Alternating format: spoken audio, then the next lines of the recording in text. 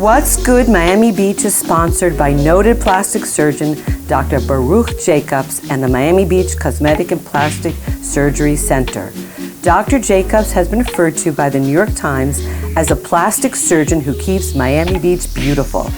Miami Beach Cosmetic and Plastic Surgery has a state-of-the-art operating room and offers medical aesthetic services and VIP hotel and surgical packages. We invite you to contact us to enjoy a consultation and experience What's Good Miami Beach at the Miami Beach Cosmetic and Plastic Surgery Center.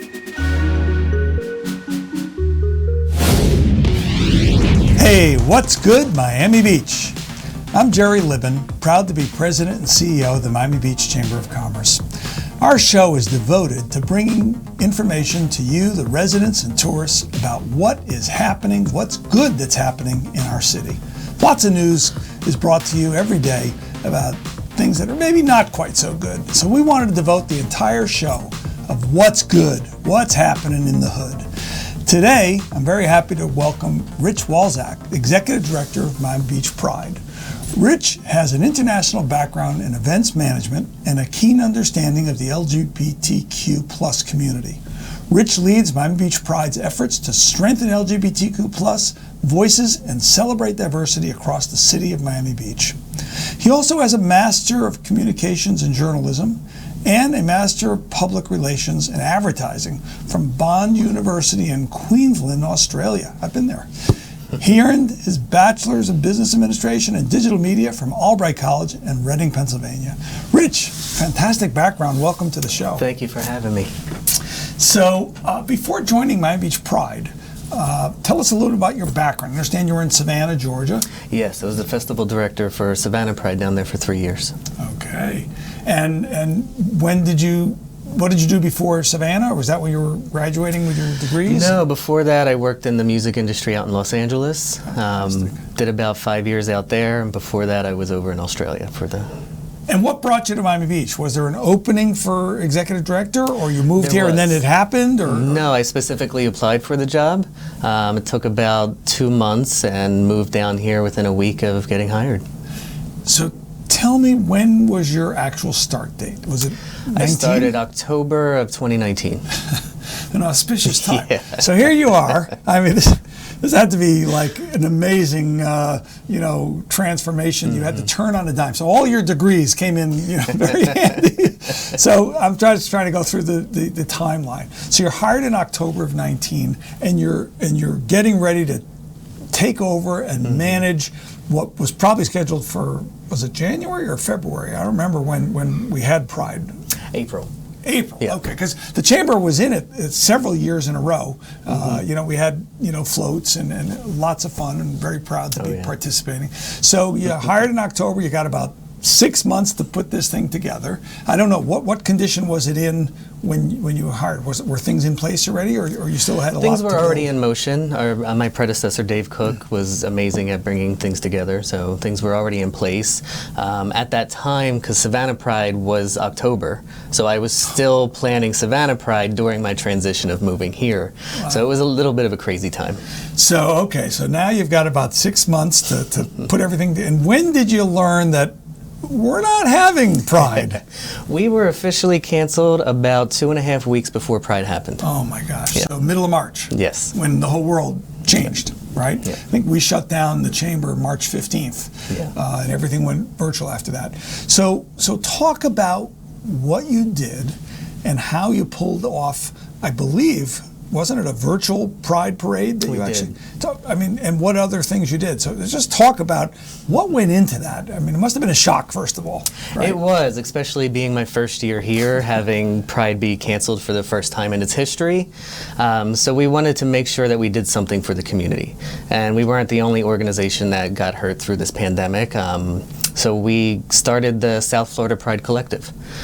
We brought in Fort Lauderdale Pride, Stonewall Pride, Palm Beach Pride, and Gay 8.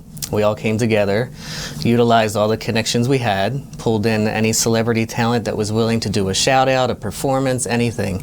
And we put together one of the first virtual gay pride events, 26 hours, lasted 2 days. I would probably never work in broadcast television again, so I give everyone here, the team, much love, because that was a big learning experience. But you were surrounded by lots of other talent and, Oh, yes. and the other organizations, so you all pulled it together. Oh yes, incredible group of people. And so in this 26 hours, was that conducted during the same time period in April when Pride was scheduled, or did you have to delay? We were delayed a little bit. I think it was the second week of May is when we did the virtual series.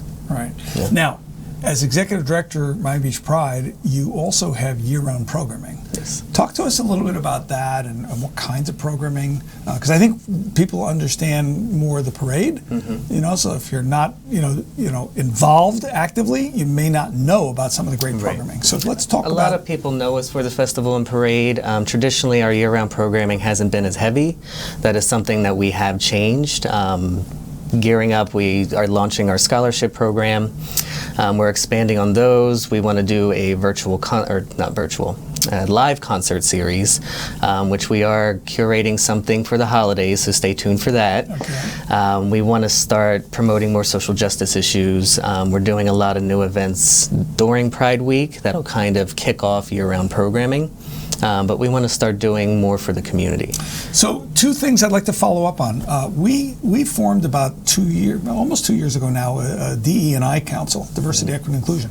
And so, when you talk about social issues, I would invite you to see how to partner with us with our DE&I Council. I think that we've had tremendous attendance. We've had 80 to 100 people at our various events. And I think that would be some really good programming that we could do together. And then I also want you to talk to me about your scholarship program, because we do have a scholarship program foundation, our Miami Beach Chamber Education Foundation, and we do provide scholarships to people moving on for either college or even other programs that are this year we were offering trade school scholarships we had never done before. But what is it you've been doing, and maybe there's ways we can work on that? So the past few years we have had our Angels program, our Angels donors. So they'll donate a portion. They get a lot of benefits from coming to the festival, VIP, things like that. But a lot of that goes towards our partnership with the Point Foundation to send a local LGBTQ student through college a full year. And what's the Point Foundation? That's another nonprofit? The Point Foundation is another nonprofit that works nationally to help give chances to incoming students who can't afford college. Great. Again, I think that there's opportunities for us to work together with the Miami Beach Chamber Education Foundation. I would love that. I think there's two great connections there. Plus, we're really looking forward to having Pride. It's actually it's on a weekend this year that our gala was also scheduled for June of 2020. And, that didn't happen. So it got pushed, and we're actually having it September 18th. So the day before Pride, we're having our major gala. It's our 100th anniversary as Miami Beach Chamber of Commerce. A lot of people don't realize City of Miami Beach was founded in 1915. So the Miami Beach Chamber of Commerce, founded in 1921, celebrating our centennial. We are the oldest and strongest business organization in the city. You can imagine 100 years of continuous service in the business community. So we're really looking forward to it. And I know that with you, your marketing director, Peter, is here. Can you give us a little information about Peter, and then I'm going to bring him in? Sure. Peter is a recent hire to the organization. He's an absolutely amazing marketing and PR director. We're glad to have him on board, so we'd love to have him come out and speak with you as well. Great. Thank you. Thanks for joining us. Thank you. And now I want to really welcome Peter Anthony, the Marketing and Communications Director for Miami Beach Pride. Peter is a graduate of Fort Worth Southwestern University in International Business Administration and Cross-Cultural Communication. He has an MBA alumni of Webster University in Orlando and a Bahamian native, and now Marketing and PR Director, as we said, at Miami Beach Pride. Tell us a little bit more about you, personal, how long you lived here. You were from the Bahamas, and what brought you here? Grew up in the Bahamas, and came over when I was about 9 or 10, but our families moved back and forth over the years, so I've gotten a taste of both cultures, which has been great growing up in both countries. I owned my own public relations company, and like many people, when the pandemic hit, sort of just kind of took a blow with doing the events and all that kind of stuff, and was looking for a job, and Miami was top on my destination list, and I applied, and Rich found me and interviewed me, and I guess you'd say the rest is history. Okay, well, we're excited to have you. And the moving back and forth to the Bahamas, was that family related? What was the reason it was back and forth? Family and jobs. I think when you're from another country, you sort of just always have that longing for home, right? So it's you still have family there, or relatives? Yeah. My uncles, aunts, everybody's still there. Majority of us are here in South Florida, actually. So it's kind of great that I'm near my family, moving back to Fort Lauderdale, South Florida area. So. Miami Beach Pride, it's an awesome responsibility that you have. It's a major event. We've been proud as a chamber to participate in it for any number of years, having floats, and people love that event and the whole festival. Yes. But a lot of people don't know, as I said with Rich, that there's a lot more to it. And Rich talked a little bit about the year-round programming and scholarships and things like that. But you're tasked with really planning out the week of the actual week.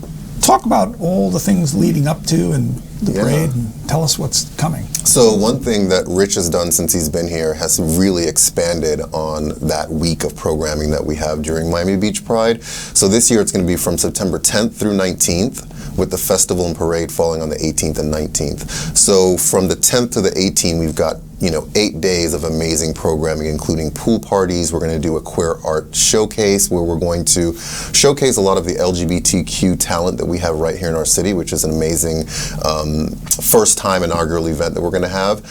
We have a voguing ball that we're going to be doing. I don't know what that is. A voguing ball. So if you've ever seen the shows like Pose or Legendary on HBO, these types of, the voguing culture has been huge in our community. Which is all about dance and the art of fashion and performance. And so we're going to be doing that with the houses, they call them houses. We're going to be doing that with the voguing houses here in the Miami Beach area. So we're inviting all of them to be a part of it. We're also going to be planning it, and it'll be at an iconic venue here on Miami Beach. So we're excited to announce that information. Okay, not at liberty yet. Not at liberty yet. Stay tuned. Yes. So there's 8 days of programming. Yes. Before the festival weekend. Exactly.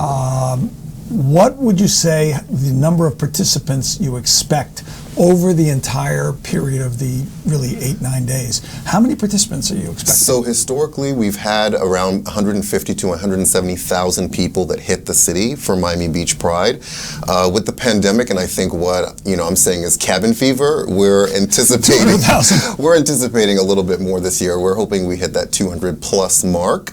So we're planning accordingly. Now, is that, when you say 150, 200,000 people, that's spectators, but what about actual participants in all these events? These are ticketed events? Some of them are ticketed, but as you know, Miami Beach Pride is really an organization that is supporting the LGBTQ community and celebrating that. So most of our programming throughout the week is going to be free. There's a couple of programs that we have, like the pool party, the voguing ball, that will be ticketed. Right. So there's a listing of all of those types of events that are going to be on our website at miamibeachpride.com.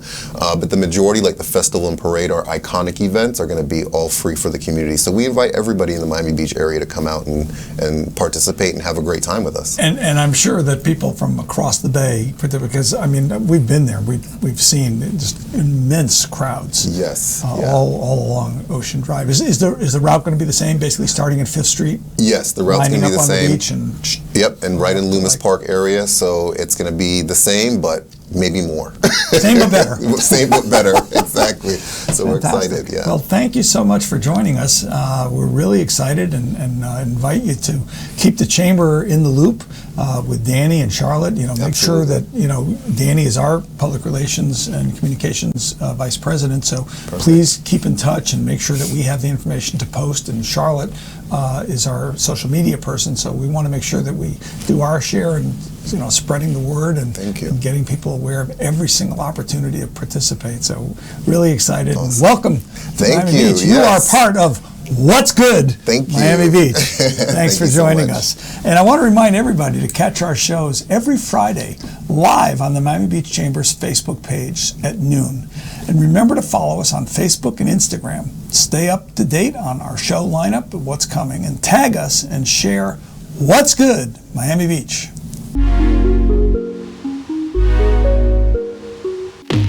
What's Good Miami Beach is sponsored by noted plastic surgeon Dr. Baruch Jacobs and the Miami Beach Cosmetic and Plastic Surgery Center. Dr. Jacobs has been referred to by the New York Times as a plastic surgeon who keeps Miami Beach beautiful. Miami Beach Cosmetic and Plastic Surgery has a state-of-the-art operating room and offers medical aesthetic services and VIP hotel and surgical packages. We invite you to contact us to enjoy a consultation and experience What's Good Miami Beach at the Miami Beach Cosmetic and Plastic Surgery Center.